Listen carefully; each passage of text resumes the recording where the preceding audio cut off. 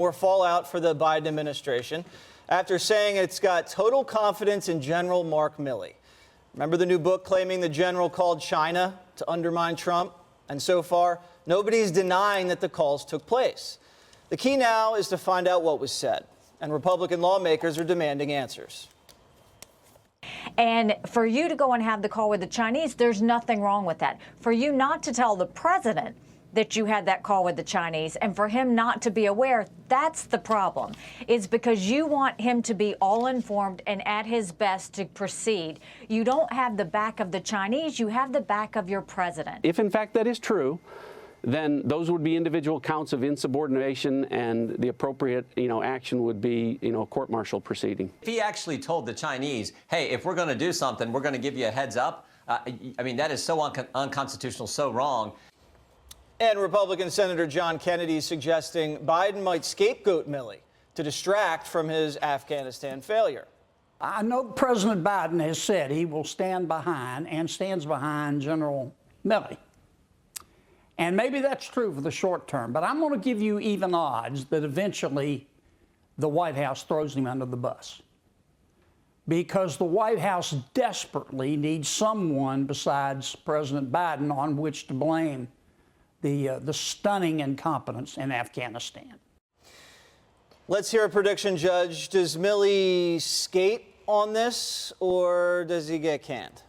I don't have the slightest idea, but what I can tell you is this. If things get really bad, if the coronavirus, if they can't get more people vaccinated, the economy's going to can I say it? And, Afghanistan's a mess. We're leaving Americans behind. The border's a mess. Inflation's a mess.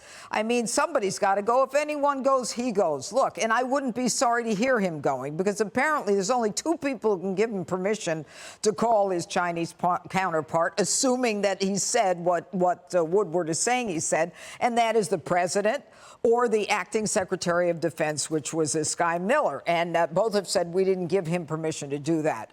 So, it's all about civilian control over the military. I don't like him responding to Nancy Pelosi's calls where she's screaming after January 6th. He gets his whiteys in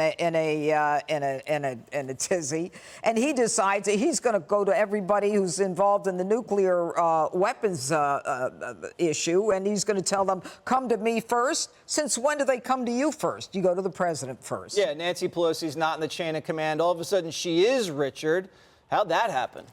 I can't speak to that, but that's the topic. No, the topic is whether or not. I know, but that's a part of the story. Speak to it, Richard. The floor is yours. Only in your mind.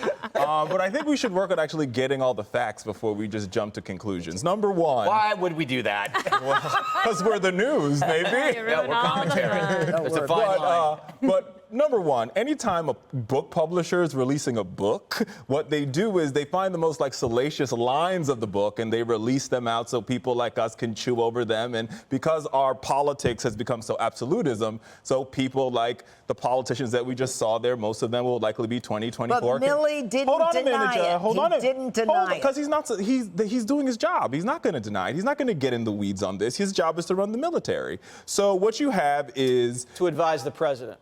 What you have here is a line released from a book, right, that was clearly sensationalized, and then you have actual journalists reporting, like our very own Jennifer Griffin, who reported that, number one, this call didn't happen in secret. Number two, the first call that happened with the Chinese general and with Milley involved was a call that was initiated by the Defense Secretary Esper.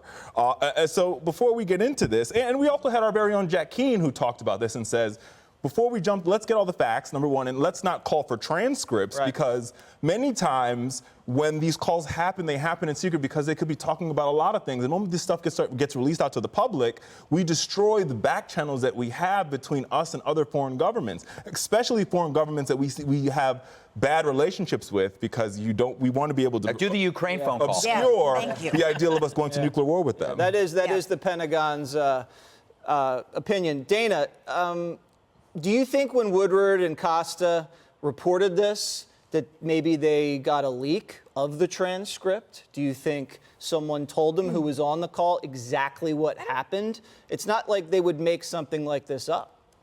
Okay, well, all right. Well, I don't know if there's a transcript. I don't even know if there are transcripts of those things. There might be transcripts at the Defense Department. I don't know how that works. I would doubt that they got a transcript.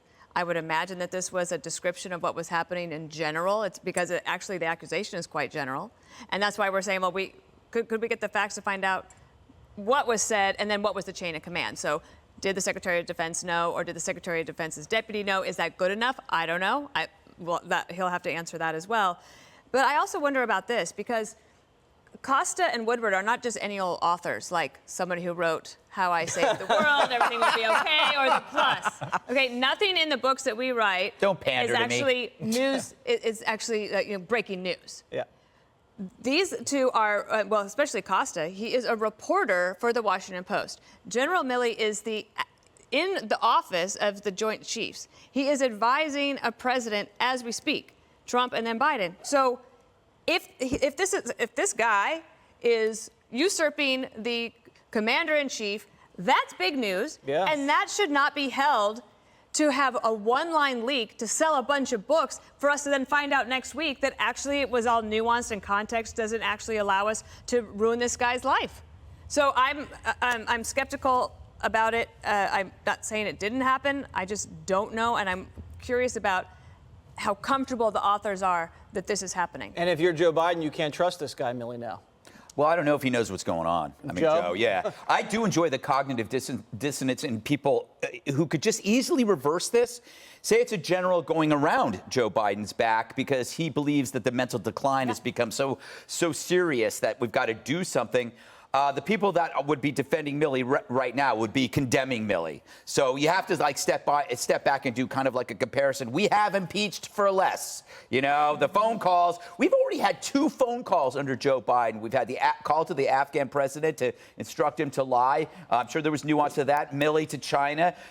They're a little bit different.